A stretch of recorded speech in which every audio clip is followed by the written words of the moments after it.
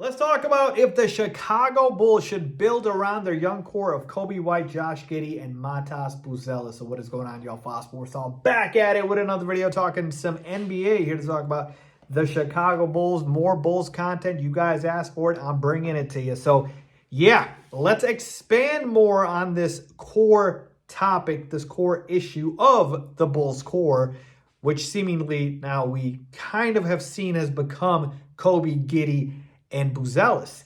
And I want to ask the question of if it's right for the Bulls to build around these three guys.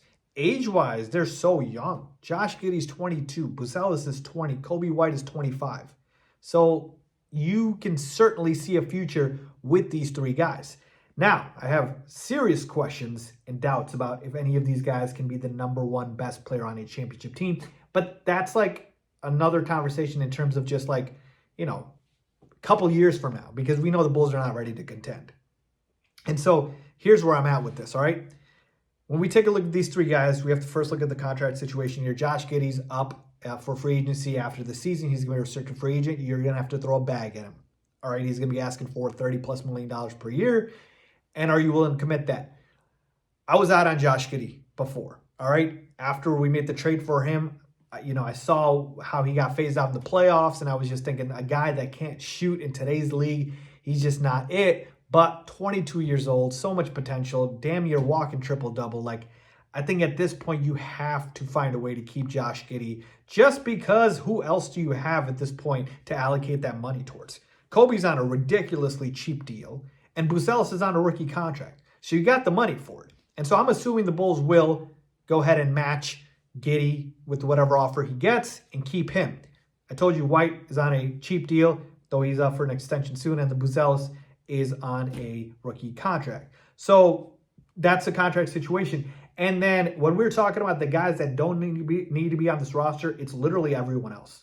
I mean, maybe you can convince me on Ayo Dosunmu, but Nikola Vucevic, gone. Patrick Williams, I'm done with him now. He is on this roster as far as contract-wise. Like, we gave him that extension that last season, but I'm so sick of Patrick Williams at this point. Like, he is a colossal bust, and he is who he is. I've lost hope for him, and I don't want to have any hope for Patrick Williams, so I'm not going to. But yeah, he doesn't belong on this roster. Kevin Huerter, I'm good. Trey Jones, Jalen Smith, Dalen Terry, Zach Collins, like, these are all role players. All right, no one's worth keeping. You can sign guys to a cheaper deal, that's fine, but like, no one is like, oh yeah, they're a must. And then we take a look at the Bulls roster, not next season, but a season from now. Guys, the only players that the Bulls have under contract in 2 seasons is Patrick Williams, unfortunately, Jalen Smith, Matas Buzelis, and Julian Phillips. Now, again, I'm assuming Giddey's going to get matched here, so he will be on the roster, and the Coby White's going to get an extension. So that is, 6 guys right there. So you're going to have a boatload of money to spend in free agency. You're going to have a boatload of money to go out and maybe potentially get somebody. All right? And so here is my main takeaway here. Let's say you do build around these 3 guys. And I think the Bulls should take this chance right now, because what do you got to lose at this point, right? Let's say you build around these 3 guys. Well, what are you missing? You're missing the 4 and the 5, because you have Giddey at the 1, more of a traditional point guard, Coby at the 2, and then Buzelis at the 3 or 4, but you can put him at the 3. And you're missing your 4 and your 5. You're missing those positions, all right?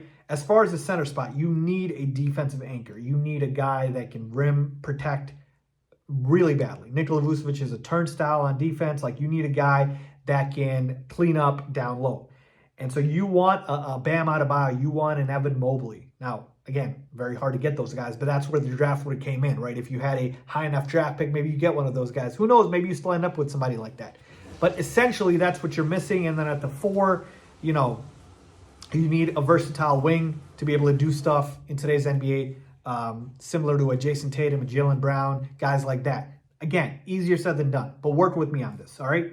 I think free agency is the best option as far as finding any game changers. I just checked the 2026 free agents for next summer. Jaren Jackson Jr. is an unrestricted free agent. I mean, he is like the perfect type of player for this team, because he can shoot the 3, he can defend. He's a really good defender, and like, he fits a need for the roster. You can put him at the 5 or the 4. So I would love to go after a guy like Jaren Jackson Jr. And depending on who you draft, add him to the starting lineup. But now you got a nice, decent little young core. Is it good enough to win a title? Probably not. But that is the whole crux of this issue, which is you don't have your Paolo Banchero, your Cade Cunningham.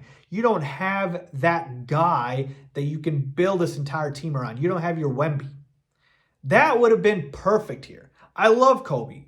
I love Giddey. I love Buzelis. Buzelis more so than those guys because I seriously think he's the only one that has a slight chance to be the guy. Really, huge praise to just go ahead and say he can be the guy, the best player on the championship team, but he's got the potential to. Coby and Josh Giddey, no, right? They can be the second, third best players. More likely a third. But Buzelis has an outside shot. But even still, you do not have that bona fide guy. And so either you got to get him through the draft or in free agency. And in 2 years, Giannis is up in free agency. So it's going to have to be this route if you don't end up getting a high draft pick and getting a game changer, which you most likely won't because you're not losing enough games. And so you look to add a Giannis Antetokounmpo in free agency, which would be a home run. With the way the Bucks situation is playing out, I don't think that's a long shot because, man, they have been a colossal failure ever since winning that championship, and the roster is getting old. And, Giannis has talked about not staying with the Bucks if the roster's not good enough. So to me, you got to go after the big fish.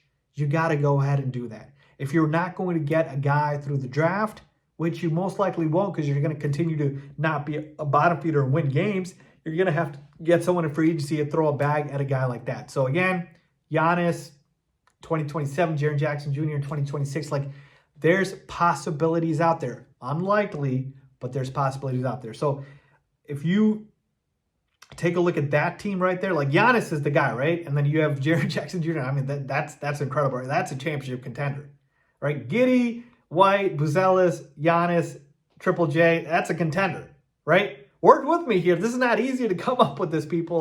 There's only one team that wins a title every year. It's hard. There's 3 legitimate contenders in the NBA.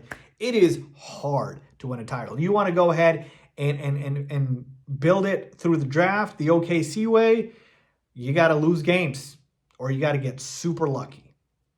All right? Otherwise, it's free agency. And so, to me, that's basically where I'm at with this, which is, look, take a shot, see what happens when you build around these 3 guys, and look to add some big names through free agency if you're not able to get them in the draft. But that's the only way I could see this team turning into a title contender, because at the end of the day, isn't that the goal, right? To win a championship, to be that. I don't want to be a playing team forever. I don't want to be a playing team, period. I want to be a contender, right? I want to be where the OKC Thunder or where the Celtics are. Usually you get that through the draft. That's why, I had been so annoyed with the direction of the franchise, because it's how many years are you going to be the 9th, 10th, 8th seed? Brown and Jason Tatum were draft picks, high draft picks, back-to-back years. OKC, they have Jalen Williams through the draft. Chet Holmgren's a draft pick. SGA was in that haul of a trade for Paul George. But my point being is that is usually how you go out and you get it. Even Cleveland, the other legitimate contender, Darius Garland draft pick, Evan Mobley draft pick. Now Donovan Mitchell, they got through a trade. So you can make a trade or two, but the core of the team usually is through the draft. So that's where I'm at, people. Let me know what you guys think, man. I think they can take a chance here, but you really got to land the big fish. That's what it comes down to. Let me know what you guys think. Agree or disagree, as always. Thanks for watching.